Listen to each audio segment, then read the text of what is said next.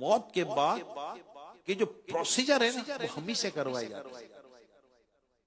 इसके लिए कोई अलग से सिस्टम नहीं है कि आदमी मर गया उसको कहीं और दे दिया, कोई और मखलूक आकर सारे काम करेगी। बात समझिए। ए जिंदो, जो भी जिंदा हो मेरी बात कान खोल कर सुनो।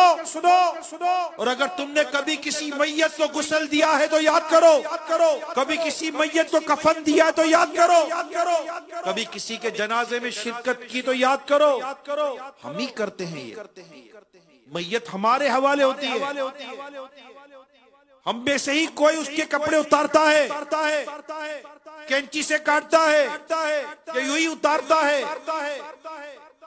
उसके कितने ही बदन पर आलीशान कपड़े हों, उसके बदन पर कितना ही कीमती लिबास हो उसके बदन पर, मरने के बाद उसकी इतनी कीमती लिबास की अहमियत को सामने रखकर उसको इस लिबास में नहीं दफन किया जाएगा कि जनाब ने बड़ी कीमती घड़ी पहनी है। ना, घड़ी मत उतारो। मरहूम को घड़ी से बड़ी मोहब्बत थी, मरहूम को इस कपड़ों से बड़ी मोहब्बत थी। बड़े अरमानों से ये सूट खरीदा था, बड़े अरमानों से कपड़ा खरीदा था, बड़े अरमानों से ये जोड़ा बनाया था, बड़े अरमानों से इसने ये चीजें रखी थी, बड़े अरमानों से इसने ये काम किया हुआ था। नहीं, ऐसा नहीं है।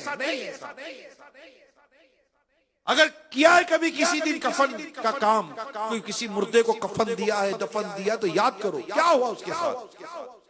उसके पहने हुए कपड़े उतारे, उसको कफन पहनाया। कफन में कोई जेब था? बताओ। कफन लोग सिलवाते तो है ना बाद वक्त, तो थोड़ा सिलवा कर सेट करके कफन दे दें। मगर कभी किसी दर्जी को देखा कि उसने कफन में जेब डाला है? नहीं, कफन में जेब नहीं है, क्योंकि कफन में जेब कैसे हो सकता है?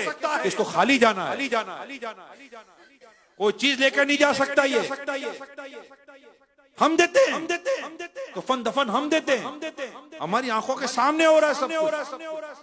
कोई गुस्ल दे रहा है, हिलने की हिल नहीं सकता मुर्दा, हिल नहीं सकता मुर्दा। सोचो तो सही यार, कहाँ गई उसकी वजाहत, कहाँ गई उसकी ताकत, कहाँ गया उसका दबदबा? एक इशारे से इधर से उधर कर देता था, आज किसी इशारे का कुछ नहीं कर सकता ये मुर्दा, कुछ नहीं हो सकता इस मुर्दे के साथ, गुस्ल तक नहीं दे सकता, हिल नहीं सकता। हम आंखों से देख रहे हैं। मैंने मैयत के बदन पर हाथ फेरा, यकीन माने बहुत इबरत है, बहुत इबरत है। मैंने गुस्ल देते देखा है मैयत, मैंने कफन देते देखा है मैयत, बहुत इबरत है, यकीन मानो बहुत इबरत है। कहाँ गई इसकी दौलत की मोहब्बत, कहाँ गई इसकी माल की मोहब्बत, कहाँ इसकी जायदाद, कहाँ इसकी दौलत, कहाँ इसकी तमाम तर चीजें, कहाँ इसकी गाड़ी, कहाँ इसकी घड़ी, कहाँ इसका बंगला। अरे क्या इसके ड्राइंग रूम में इसको दफन किया जाता है? ये इसके आलीशान कमरे में इसको दफन किया जाता है? नहीं होता, बल्कि उसी घर से उसकी लाश निकलती है, उसी के घर से उसकी मैयत निकलती। हम देखते हैं, हम उठाते हैं उसकी मैयत को कंधों पर, हम लेकर निकलते हैं। ये सारे मामला हम कर रहे हैं, जिंदा कर रहा है इस मैयत के साथ मामला। हम लेके जाते हैं इसको जनाजा तक, हम रखते हैं उसकी मैयत को, हम पढ़ते हैं इस पर नमाज जनाजा, हम उसको उठाकर बस में डालते हैं, हम उसको कब्रिस्तान लेकर जाते हैं, हम उसकी डोली से जो जनाजे की डोली होती है हम उसको निकालते हैं, हम उसको अपने हाथों से कब्र में उतारते हैं। कोई कब्र में पट्टा बांध के उतारते, जरा संभालना गिर ना जाए। अरे भाई खुद बच जाएगा? नहीं, ये नहीं बच सकता, अब ये मैयत है, ये इसकी रूह निकल गई, कुछ नहीं कर सकता। ये हम कर रहे हैं, हम आंखों के सामने देख रहे हैं, हम अपनी आंखों के सामने देख रहे हैं। हम जब इसको कब्र में लिटाते हैं तो फिर कोई आवाज आती है मुंह यूं कर दो, और किताबों में लिखा है कई ऐसे मरने वाले पाए गए। कफन चोरों ने ये बातें बयान की है कि जब कफन चोरों ने कफन चोरी की तो देखा कि इन मुर्दों के चेहरे किबले से फिरे हुए थे, इनके गुनाहों की वजह से। इनके गुनाहों की वजह से इनके चेहरे किबले से फिर गए थे। ये तो किबले की तरफ मुंह करते। पता चला कि किबले की तरफ मुंह करना तो सही है, मगर अल्लाह की रहमत शामिल ना हुई तो चेहरा किबले से घुमा फिरा जा सकता है। उफ। फिर हम मिट्टी डाल इसकी कफन पर, हम ही स्लेब लगाते हैं इसकी कब्र पर। एक किरण तक कब्र में नहीं उतरने देते, किरण तक रोशनी की किरण नहीं जानी चाहिए इसकी कब्र के अंदर, एक हवा नहीं जानी चाहिए इसकी कब्र के अंदर। ये सारे फॉर्मेलिटी हम पूरी कर रहे हैं, ये सारे तरीके कार हम पूरे कर रहे हैं। हमारी आंखें देख रही हैं, आवाजें आ रही हैं, जरा वहां मिट्टी डाल दो, अरे वहां पत्थर फंसा दो, पत्थर, ताकि हवा ना जाए, रोशनी ना जाए। फिर उसी कब्र पर मनो मिट्टी डाल दी। मुर्दा देख रहा है, हाँ मुर्दा देख रहा है, अक्ल सलामत है, उसको सब पता है मेरे साथ क्या हो रहा है। और इससे पहले की एक बात बयान भी करता चल, अल्लाह करे इबरत मिल जाए, अल्लाह करे इबरत मिल जाए। इससे पहले की बात बयान करता चलो, मरने से पहले कोई शख्स नहीं जो अपना ठिकाना ना देख ले। हर शख्स को मरने से पहले अपना उसका ठिकाना बता दिया जाता है कि तू जन्नत में जाएगा या जहन्नम में जाएगा। अगर मरने वाले ने देख लिया कि मेरे लिए जहन्नम में, अल्लाह ना करे,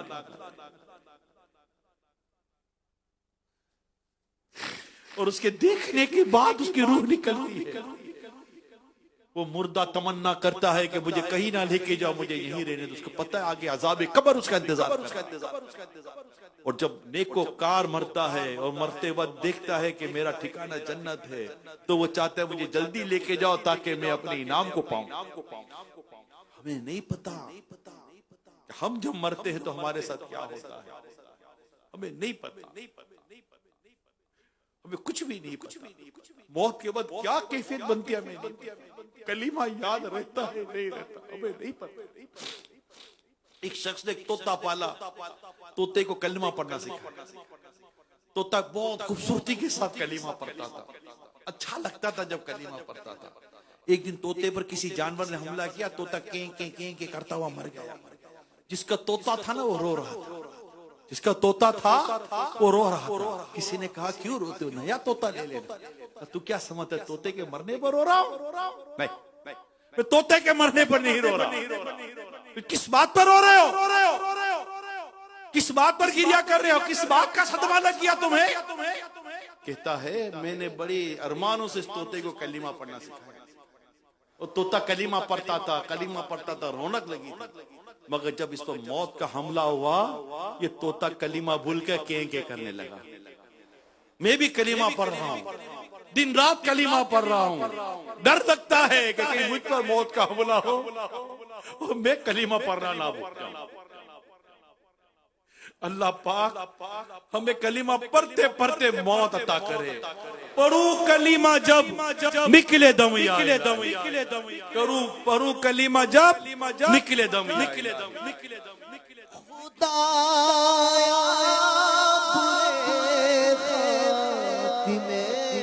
आमीन।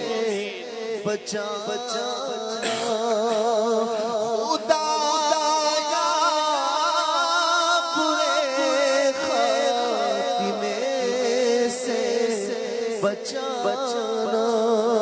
पढ़ो कलमा जब निकले दम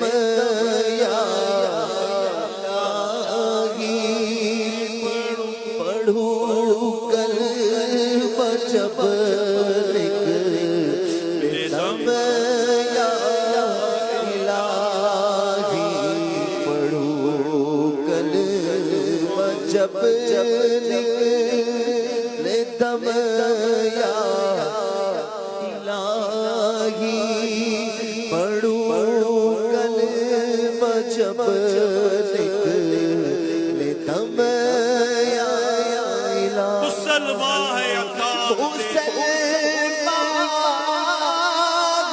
है तार तेरी अता से मुसलमान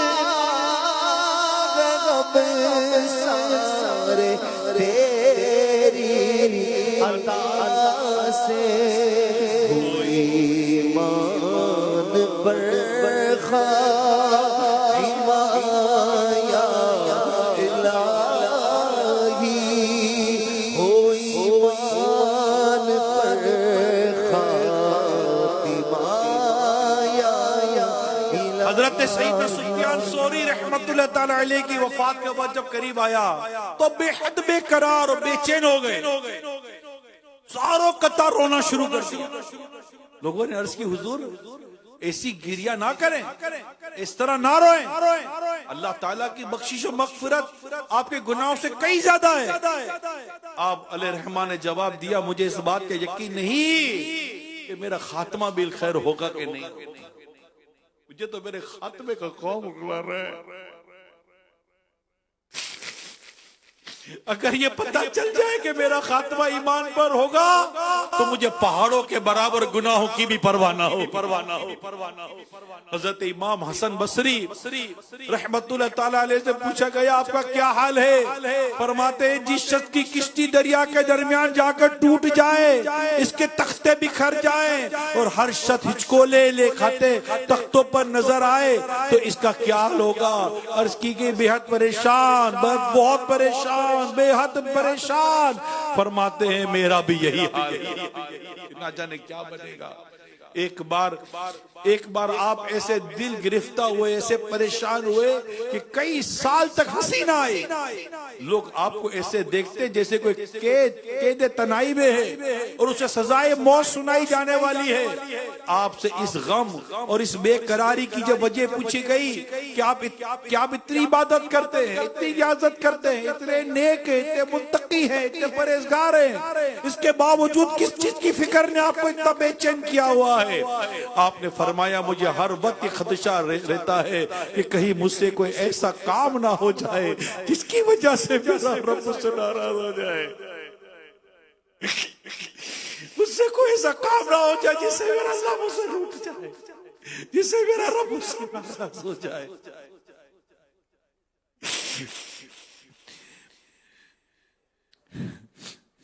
जिसकी वजह से मेरा रब नाराज हो जाए और वो फरमा दे कि तू जो चाहे कर मगर मेरी रहमत तुम्हारे शामिल अल्लाह होगी। बस इसी वजह से मैं अपनी जान पिघला रहा हूँ और इसी खौफ से मैं रो रहा हूँ। तू बस रहना सदा राज़ी नहीं है ताब प्यारा राज़ी, तू बस रहना सदा राज़ी नहीं है ताब प्यारा राज़ी, तू ना खुश जी से हो बर्बाद है तेरी कसम मौला, तू ना खुश जी से हो बर्बाद है तेरी कसम मौला।